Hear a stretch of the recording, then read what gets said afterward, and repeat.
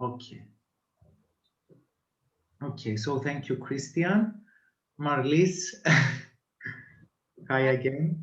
I am Marlies. I stepped into the UMARG project as coordinator for the content. As it happens, I've become one of the participants as well, because I'm going to make the game for our scenario 1. I've printed the tutorials. I've read through them. Great. But yeah, and I've tried to. I've already made a login with TaleBlazer, and I tried something, and I already got stuck at how to place the different scenes in the map, and searching the right position on the world is a problem for me as well. So I'm really anxious to see how that is done. So I'm just trying at this moment, and I'm one of those types that tries first and reads the manual later.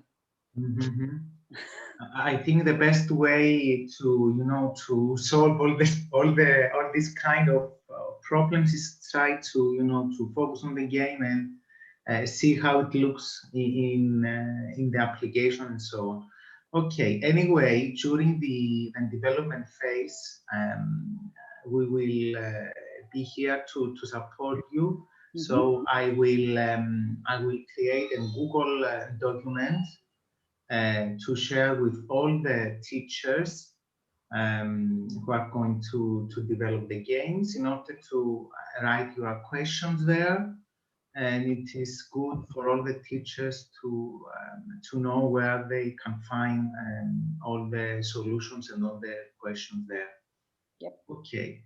So next is Christian. Yeah, hi, I'm Christian Wessels. I'm also a teacher at Quintus Dr. Nassau College. I teach geography, and with two of my colleagues who are also involved in this project, we make a game about water management in Assen, so the place where the school is. And we also make a game about Brazil, because it's one of the subjects our students have to which we teach the students. So those are the two projects we are going to make a game with. I'm not experienced yet with TaleBlazer, but I'm looking forward to getting to know it and creating the game. Okay, thank you. Ilse? Yeah, so I'm with the University of Groningen. And my experience with TaleBlazer was from before Easter. I made a egg hunting game for some of my friends in TaleBlazer. Okay. So you have experience with TaleBlazer, so yeah, but it was very, very basic. So it was only only uploading the pictures of the different eggs and placing the markers. So, but that's the so yeah, I do have some experience, but not loads. Okay, thank you, Lisa. Anne-Marie? Hello. Hi. My name is Anne-Marie Dodema, and I'm also a teacher at Dr. Nassau College Quintus, and I'm teaching geography. And I work with Christian Wessels at two scenarios. He told about it now. And about TaleBlazer, I watched a video on YouTube about using TaleBlazer. Okay. It's my experience with that. Okay, thank you. Next is Agathangelos. He's our developer. Hello, good afternoon, everyone. Yes, I am Agathangelos. Actually, I'm a software developer for the last 6 years. And I'm also representing CARDET with Panagiotis. I'm here to help you better understand the TaleBlazer, how it functions, what are the possibilities of TaleBlazer, and we are going to share a simple example of the whole procedure of how to create a game in TaleBlazer. So, okay, thank you. Thank you. Then I can see Stein. Oh, hello. I'm Hi. Stijn Eindke. I am a student of the Dr. Nassau College, and yeah, I'm one of the students of Christian Gerlich. My experience with TaleBlazer is not much. I only read the articles that Miss Van Swol sent my group, and that's it. Okay, great. Thank you. Next is Merlin Jean. Sorry. Yeah, hello. I'm Merlijn. I'm a student and I didn't work with that program. Okay, thank you. And I cannot see the name. So the next one is I can only see iPad 3826. Yeah, that is me. I had some trouble with logging in with this program. Hello, my name is Giel. I'm one of the students from Christian Gerlich, and I have no experience with TaleBlazer at all. Okay, great. So thank you all for joining. So before we start with the guidelines and the TaleBlazer, again, I want to make sure that we will be me and Agathangelos in order to support you during this development phase. In the Google Doc that I will share with you as soon as possible, you can write down your questions and your queries about the TaleBlazer during this phase, and we will try to answer as soon as possible all of your questions. Okay, so now I will give the floor to Agathangelos. I think Agathangelos, we can start with the PDF guidelines. Yeah, let me share my screen with you.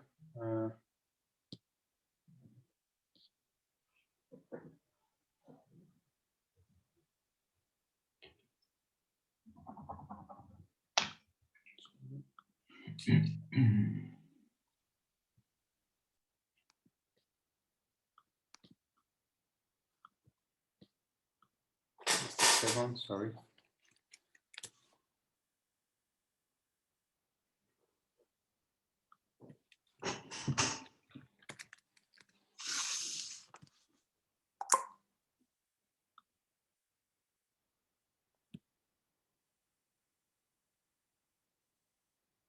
I have to quit and reopen Zoom because of the permission, so give me a second and I will be back. Sorry. Okay, Agathangelos, we are here.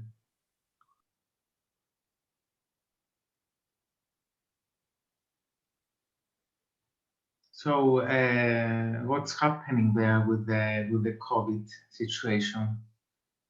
Do you have any restrictions and measures? From today, we have to wear Mask. a mask by law. We already had to wear it in the school when we are on the move. Yeah, the restrictions are not shopping with more than one, with only one person, and we can't go to the hospitality, so no restaurants. We're not allowed to buy drinks after, I don't know what, 10 or something, 8? 8 o'clock. 8 o'clock, yeah. Well, I never drink, so that's not easy for me to think about. But anyway, so there are some restrictions, but it's not very, I don't experience it as very strict. It's just an annoyance, and but the numbers are not going down, so I fear the worst. Yeah. And the university, the students can't come to the university, but we can have all our students. And the students who are contaminated or who are in quarantine, they stay home and follow the online lessons. Okay. So it's just everything is quite annoying. Same situation here, Marlies. Yeah. We are wearing masks by law everywhere. Even in open spaces everywhere, we have to wear masks. Also students, we are not allowed to go anywhere after 8 o'clock. So it's the same situation. Okay, let's hope that it will be better soon. So, okay, I assume you have already seen this tutorial, but let's go through it so we can better understand how TaleBlazer works. So, some of you may have already registered with TaleBlazer. A registration is required. So we are going to show in the next page how to register correctly on TaleBlazer. Let me skip the initial registration process and jump to the how to modify the whole procedure, the whole agent field. So you have, let me show you actually, it would be better to let me go here and start a new game as it could be. So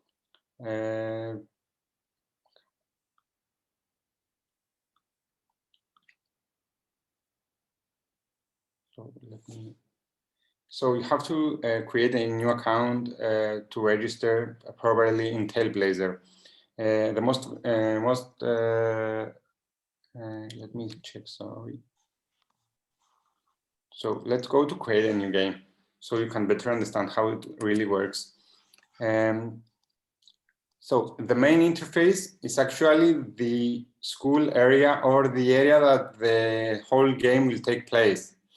So let's say we are in Nicosia, Cyprus here, and jump to the exact spot we want to set as our gaming location. Let's say here would be great. So we can also write, I assume that you can also write the exact address if we want. Yes, that could be possible, but come on, here. By pressing move game to here, the whole area that's grayed out is the one that we are going to use for our game. And you can adjust this area by dragging those pins to the perimeter of the area that you want to use for your game.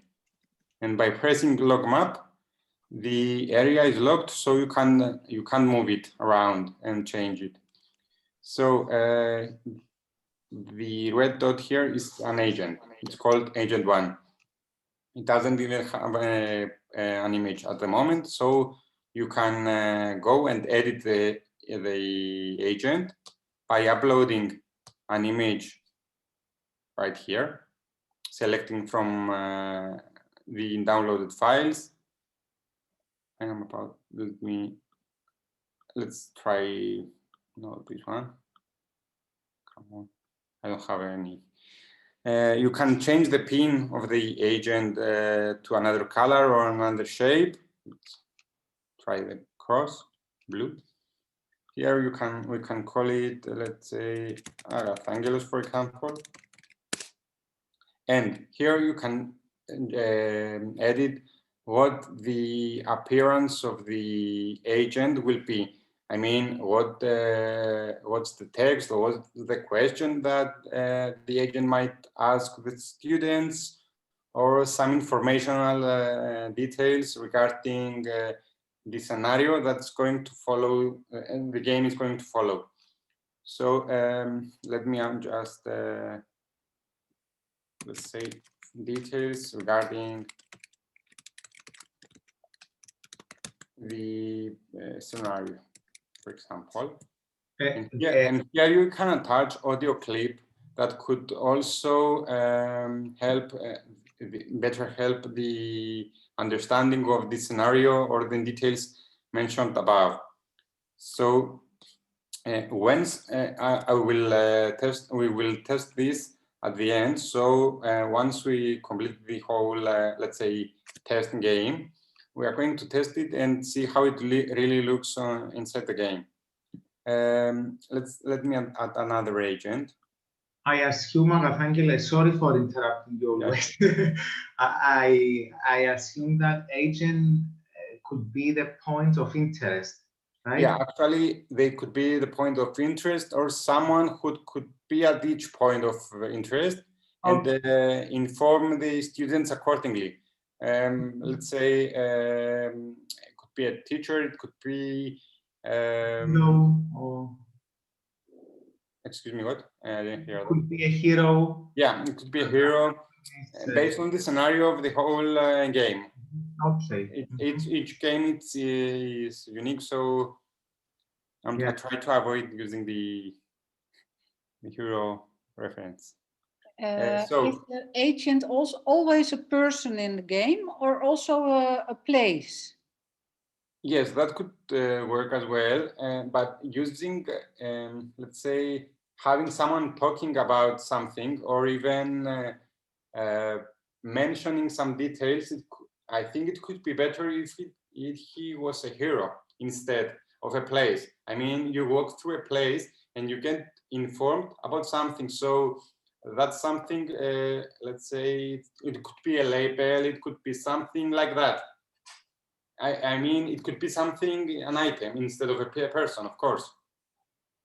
Okay. So each agent, if we want him to be included at start, we have to select this little dot here instead of this checkbox. And for each individual agent, we can also add some buttons for a video or something that could do an action. Let's say, play, ask a question, or place a dilemma for the character. So let me just test the button for a video, for example. Here you can change the text to a video and upload the video through here. Okay, by pressing video button later in the game, the video will play and the student will be able to view it. So this video will be appear in Agent 1. Okay. This video will appear in Agent 1, exactly. The Agent 1 is not included at start. So when I will set a scenario when player bumps into Agent Agathangelos. So I put this here. It's really simple. And then let's find the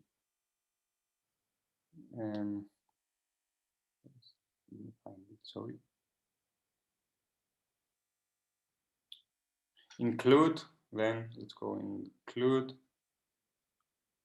Agent 1 in Word.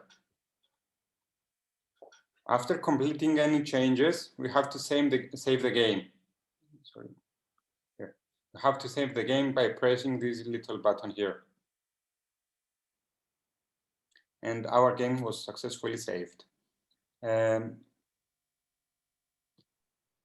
For now, let me jump to the part where we can test our game, let's say, to see our changes, actually. So I go to my games.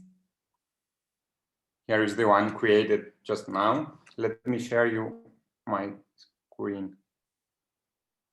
Here.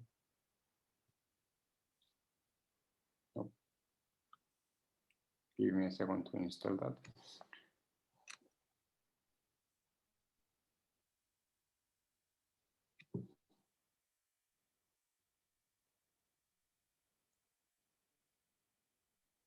Here. So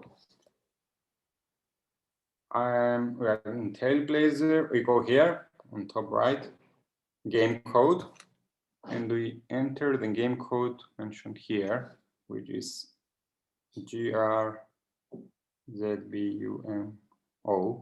and submit.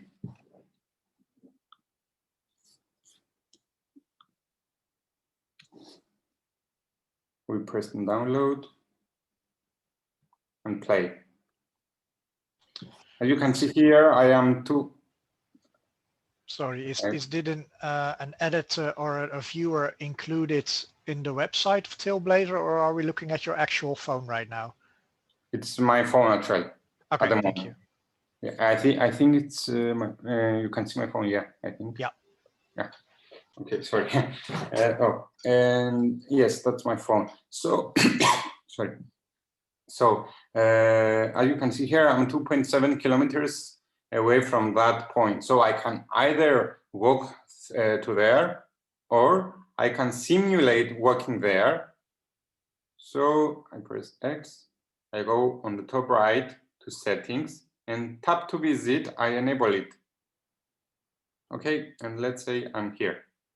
Here is the cross that we added earlier through the game, through the platform. When I press the blue cross,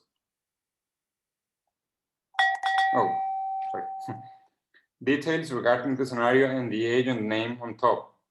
And the photo, if we could change the photo later, it would appear right here. So I press OK, and as you can see, there is a red dot on the top left. That's the agent 1. By pressing the agent 1, I jump to the screen of agent 1. That could be a point, that could be a label or something informative for the users. So, and as you can also see, there is a button for the video. When I press on the video, it should, if we would add the video link, uploaded video, it would play right here. Okay, and as you can see, they are both grayed out as we pressed on both of them.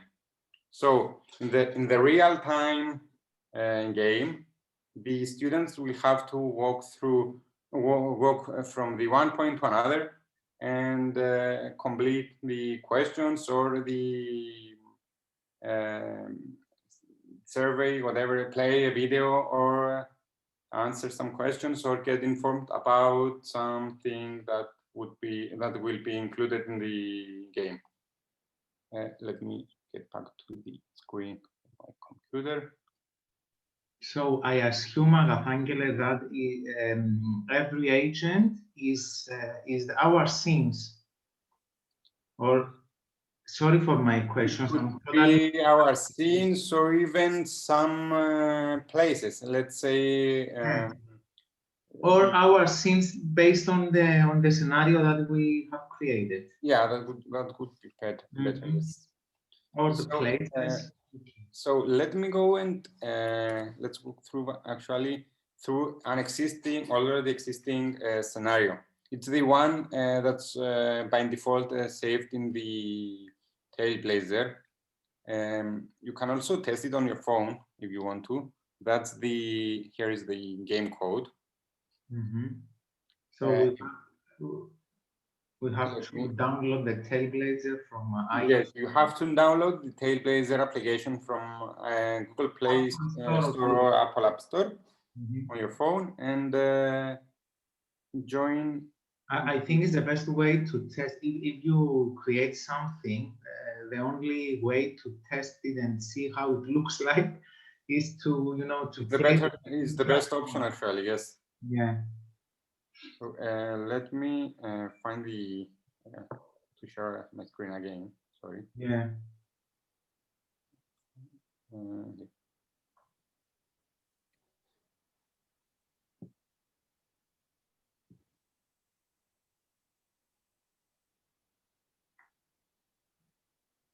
So actually, students will we will provide the code. Yes, actually, yes. Students will be provided with the game code, and they will be able to access the scenarios through the TaleBlazer official app. So I go on top right, I press the game code. Here's the game code. It's GO.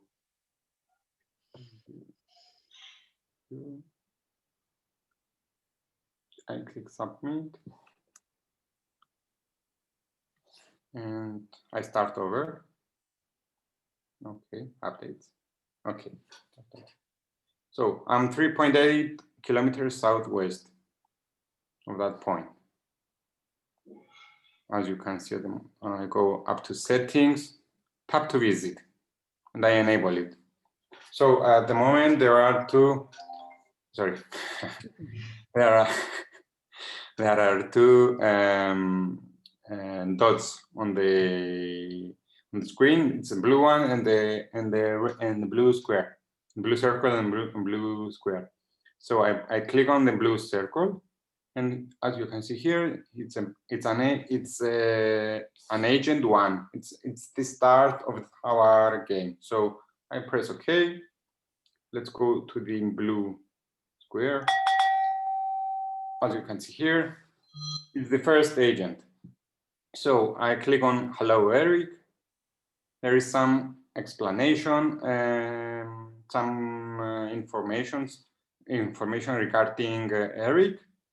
And if I click on video, and there is no video at the moment, it would play the video normally. So I press OK and get back to the main screen. As you can see now, there is a pink circle on the right of the building. So I click on that circle, and there is Judy appears. So let's press on Hello Judy. There are some information about Judy. I press OK and get back to the main screen, and there is another blue circle. It's Josh. Okay, hi Josh. There are some information about Josh, and so on until here is Lisa and Bob. Yes, Bob. Bob is our final character. And by pressing OK, it's the end of our game. So let's see how they created this game, because it's easy to play it. It's not that easy to understand how it really works. So let me share my main screen again. Okay. I assume that we can change the pictures in each agent. Yes. So here is the game as it was developed by TaleBlazer. As you can see here, I can drag and drop this agent around. I can even drag the agent one around to the other corner, like right here. So if I make any changes and save it, because we have to save the changes, now the game on the phone is updated. Okay, let's go and see the agents, because that's the main part, actually. When so we have an operation here. So when the player bumps into Eric Klopfer, that's the name of this agent, then we want the game to include Judy Perry in Word. The agent number 2 is Judy Perry, and so on and so on. Each one of these agents has this operator actually in their execution part. So when the player bumps into the first player, the second one appears. When he bumps into the second, the third one, and so on and so on. As you can see, the inscription that we saw earlier inside the game is the one that it's located just right down of the agent's name. It's the inscription. So the inscription is the actual data that we will show when people press on each agent separately.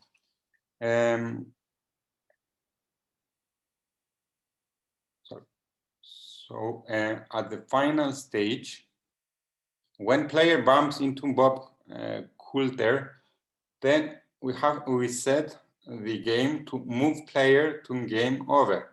The game over, actually, it's another screen. That's the one, actually.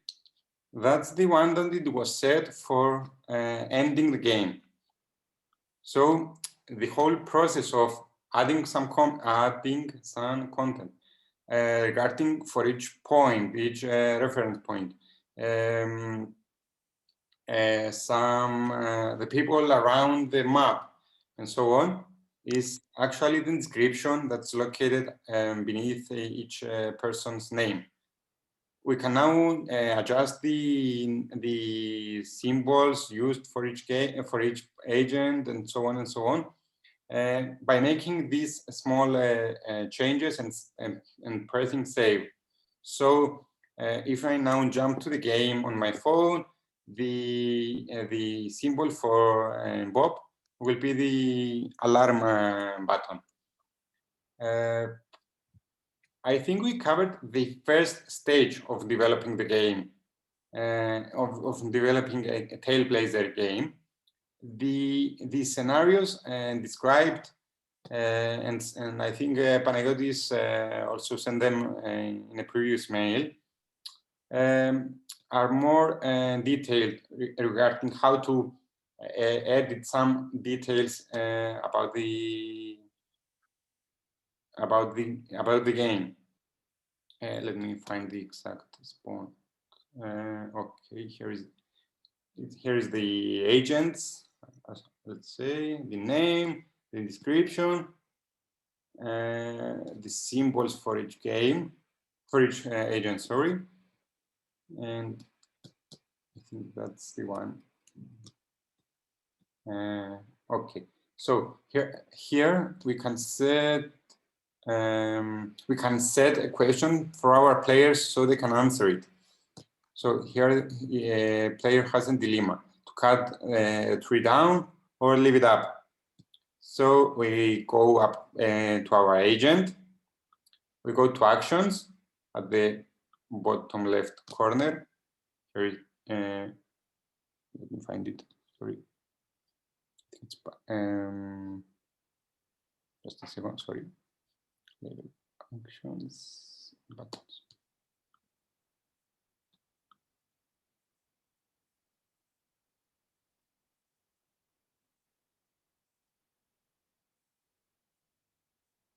Okay, and sorry. Type content visible. Sorry, here it is. Trade. So new trade, visible value. Let's say 10, for example.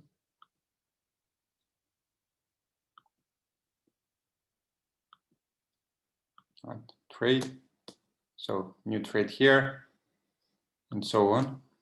In this way, we can create a multiple choice question, I think. Yes, actually, you can create multiple choice question, or even set a dilemma to your player. So here is the testing of the game. They go to enable the tab to visit. That's it actually for this one. Let me get to the other one. So we said if we want our agent to be included at start or not.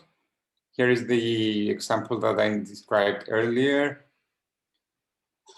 I think you have to play with the TaleBlazer and better understand it. It would be better even for you to understand how it really works and what are the possibilities and requirements based on your scenario, of course. I think the most important thing is to understand how we can create the agents or the point of interest. Yes, actually, the main idea is creating your points of interest, your agents, and setting them in the area that you want your game to be played.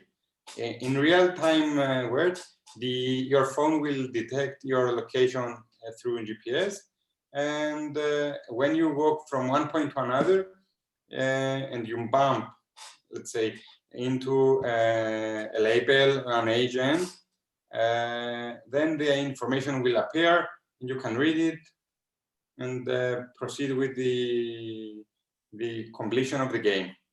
Mm-hmm. Okay. So any questions? It was very quick. It was just, you know, an idea on how we can start with the TaleBlazer. As you can see, the guidelines are very useful and straightforward. Is step by step on how we can create our games. So as I said before, I will share with you the Google Doc. Our suggestion is to start working on the TaleBlazer. I'm sure that questions and queries and probably difficulties will emerge during this phase. So you can email me or you can write your questions in the Google Doc, and we will try to respond to them as soon as possible. I don't know what's happening with the scenarios. I know for the Cypriot team, they received the feedback from Philippos, and they have to redesign a little bit their scenarios, and then they are going to start with the development phase. I don't know in which step you are. Lucy? Not yet. We haven't received the feedback, so I work on it with Philippos, and he will probably send it to tomorrow. But we both thought the scenarios were pretty well developed, so there were only very minor revisions to make. The Dutch teachers did an amazing job with them. Great.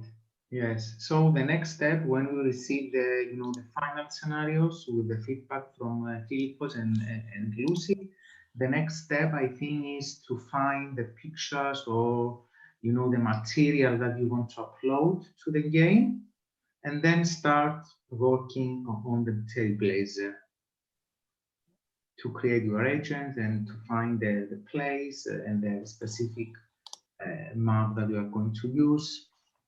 And we will be here for any help. Okay. Okay. Yeah. Yeah, I think we just have to get started. Yeah. I only have two questions. Yeah, On top of TaleBlazer, there are a few tabs, map and agent, that has been explained. Also, there is player and worlds, and what do they entail? Do we have to use them or not? Based on your scenario, sorry, Vanessa. Can you share the screen again? Can you share the screen to see what Marley said? Here we are. Here is the player. Player, yeah. Yes, and the word. Yeah. Right. So the word is mainly the main interface where the game will take place. So there is no need to, you can only set one word. So you can, let's say, change the main screen for the start for the game, but that's it. I mean, we can set it to your school, for example, label, or the logo. School logo, sorry, school logo. No, not label. Sorry. The logo of the project, probably, or something else. Yeah. Yes, and the player is actually your player, your role.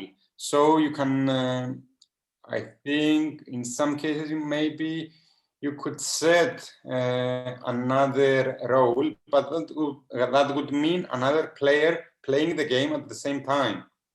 let's say I create a game for a boy and a girl, and the girl is the boy is the role 1 and the girl is the role 2. That could be a use of the roles.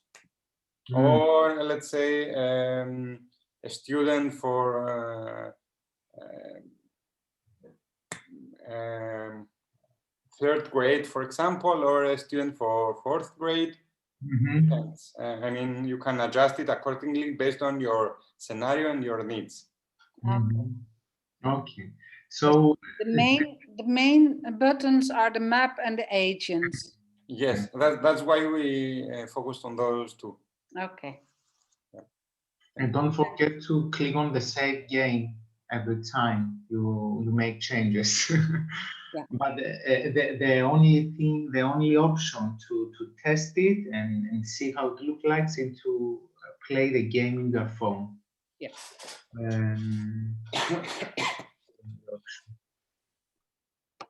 Okay. So if you don't have any other questions or clarifications. I wanted to play a bit with the option to pick up and drop off agents, for example, some items that they have to transport to a different location. I see there are already buttons included for the pickup and the dropping, but for example, if I want to drop off an item and that scores me points, how would I do that? Because I do find in the code an option when player drops the item, the agent, but then what? How can I, for example, score points with answering questions or dropping off items? Is that something to be put in the traits, for example? Is there a score form that I could use? Or is that something I would have to find out for myself by digging deeper into the tutorials? Yeah, I think if I understood well, Angel, you can jump in. You can use the trait in this case. Okay. We will also try to, because we will try to create a scenario based on the scenario that they created in Cyprus, and we want to check all the possibilities that we have in the TaleBlazer platform. So when we are ready, we will share with you also these possibilities, but I think it will be the trade option here. Okay. Here are some bump settings. So you mentioned something about dropping off some inventory. Yes. So here are the available settings to do so. You can use game's default or custom. You use your own custom settings. Yes. So let's say you are not within the GPS proximity area, so you want to show the agent only when the player is within your GPS. For example, you can adjust that accordingly, or even show agent. I think there is no. Oh, here it is. Allow tap to bump. So I think there is possibility to use some items across the path and pick them up or drop them down at the end maybe, and and let's say collect some coins at the end. You get the score. That could be a solution. Okay. If you go to the coding and you scroll all the way up. Here. Yes, where the control. Here it only says when game starts, but there we go. Okay. See, for example, it says when player drops Bob Coulter. Let's pretend Bob is an item, can be picked up and can be dropped somewhere. How can I use that? So he drops it off, and then what? Is there? Can I use a? Let's say when player drops Bob Coulter, we can, let's say, do an action. Let's go to the actions, the blue ones actually. So you can move him, for example, move for example, Eric, from to let's say, don't remember the coordinates actually, but let me find them. Sorry. There it is. It's agent. We want to move Eric. He's X92 125. That's fine. And let's move him to, let's say, 100 and 160, for example. Mm-hmm. I save that.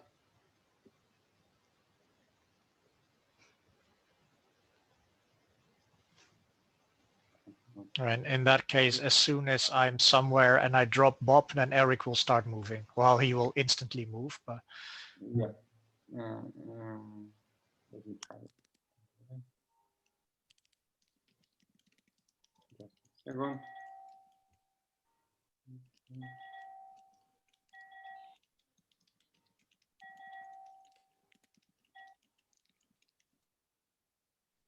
I think I have an idea how to do this. Just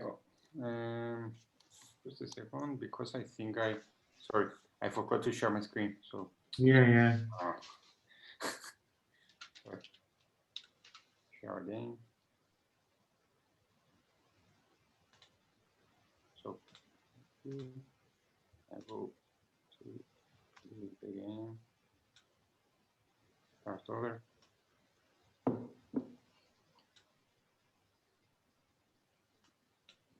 Push here. Agent 1. Oh.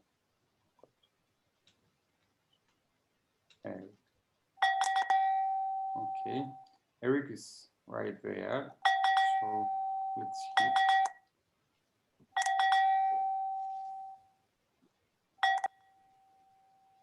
Doesn't move, so how is that?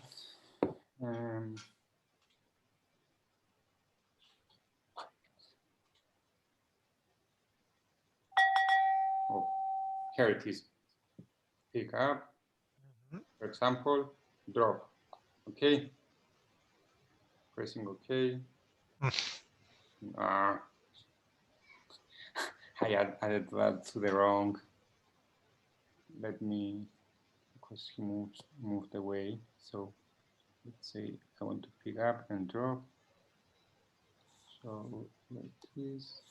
Let me adjust it accordingly. So when player drops, listen, we want to move Eric to 100, 150, for example. Save it. Sorry. So here we go again. Save the game. Start over. Yeah.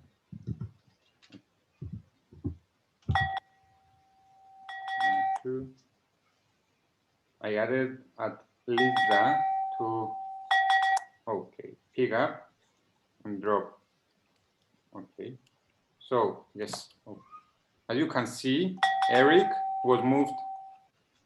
I cannot screenshot that. Sorry, he was moved a few pixels up. Yeah. I think you can see it's the square. It was blue, but now it's not. So it's possible to pick and drop the items or do a process when you get to the end. That's what I changed it to. So let's say 200, for example. Oh, I think it will go away. 100 maybe, and let's say 50.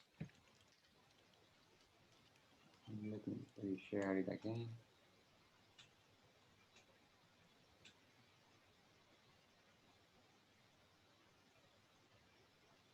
Okay. So leave game, start over, update. Yeah, I think I've got an idea. I tried to tag along a bit with you, so I could potentially share my screen to show you what I've tried to do. I think I figured it out now. So as you can see, Eric is on the building, actually, on the white spot. Yes. It's possible to move it or do a process when you want to. Yeah. Can I show you what I did? Yes. To see if I understood it. Let's see if I can share this screen. I believe it's this screen to share with you. I've never tried this in Zoom, but you should be able to see my screen now. So I made two agents, one called bottle and one called recycle bin. Yeah. So the bottle can be picked up and dropped off and can be inspected for extra information. And I've added a trait called score, and it starts with a value of 10 points, for example. And then I think that I just use the code when player drops bottle. It checks if I'm close to the recycle bin. And if I am close to the recycle bin, it will give me 20 extra points. I think that's the trick to score if you drop it off in the wrong location. And I guess as potentially I could use an else command to see if I'm not next to the recycle bin. It'll probably give me negative points because I'm dropping it somewhere in the street or something like that. Yes, that might work as well. Yes. I think I'm gonna give this a try. See if I can make the game do what I want it to do by picking up some garbage and dropping it in the proper places to score points. Is this one working fine so far? Okay, so I think you can adjust it and change the score. Let's say you can adjust it based on the distance, actually, instead of dropping the bottle. So let's say if you are near the recycle bin and then drop the bottle, change the score. Because here you check when the player drops the bottle, if he's near the recycle bin. So coding it from the recycle bin agent, let's get that out of there. I'm now with the recycle bin agent.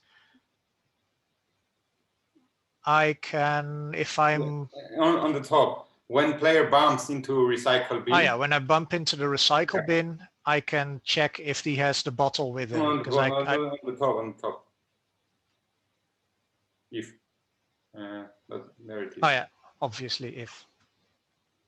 So you can just leave it at with the if then statement instead of using the other one, because if he bumps into the recycle bin, then you get the points. Otherwise, you don't. Yeah, makes sense. That might work as well. Yeah. It's quite handy that they make different kind of bumps in the code so you can see what fits in where. Oh yeah, see, I can, for example, see, is the bottle in my inventory? Yeah. I'll have to put it in properly. Yeah. There we go. So if I bump into a recycle bin, it checks if I have the bottle with me, and if I do, it gives me points. And that's much better logic actually for checking your statement. Well, that depends on the rest of the scenario, because I've got some complicated plans apparently, but I'll see if I can make it work. Yeah, I can either do it from the point of view from the bottle, or I can do it from the point of view of the recycle bin. That depends on how I work out my scenario. Okay. Okay, thank you very much. Thank you. Thank you. I'll stop sharing this. You are already logged in, and it's great that you already start working on the on the TaleBlazer. So as I said before, this was only an introductory part of the TaleBlazer. So we will keep in touch for further details and further communication. It's good to have your solution and options in this Google Doc as well. in order, you know, to exchange ideas with all the partners and all the teachers in the UMARG project. So I think it would be a great opportunity to exchange ideas and find solutions, because I'm sure that all the teachers will have common issues and same problems. Okay, thank you very much. Have a nice evening. Try to enjoy the, you know, the Christmas spirit. Thank you. You too. Thank you very much. Thank you, everyone. Thank you. Bye. Bye. Thank you. Bye. Bye. Bye. Goodbye. Bye.